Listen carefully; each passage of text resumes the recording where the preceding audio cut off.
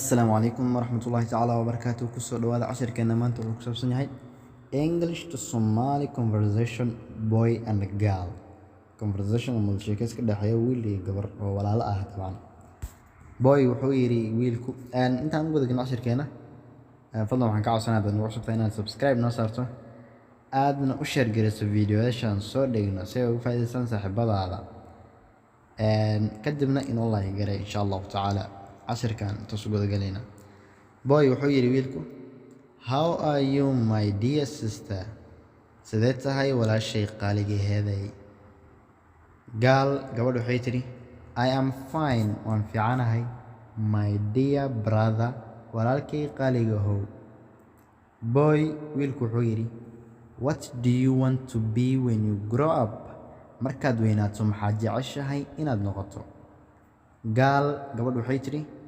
I want to be a nurse waxaan doonayaa inaan noqdo kalkaaliso I want to be a nurse waxaan doonayaa inaan noqdo kalkaaliso and you adigu se maxaad doonaysaa inaad noqoto boy wiilku wuxuu yidhi I want to be a great engineer waxaan doonayaa inaan noqdo engineer weyn I want to be a great engineer waxaan doonayaa inaan noqdo engineer weyn gabadhu waxay tiri wow that is good taas waa arrin wanaagsan ayay tiri boy wiilku wuxuu yidhi thanks mahadsanid gabadhu waxay tiri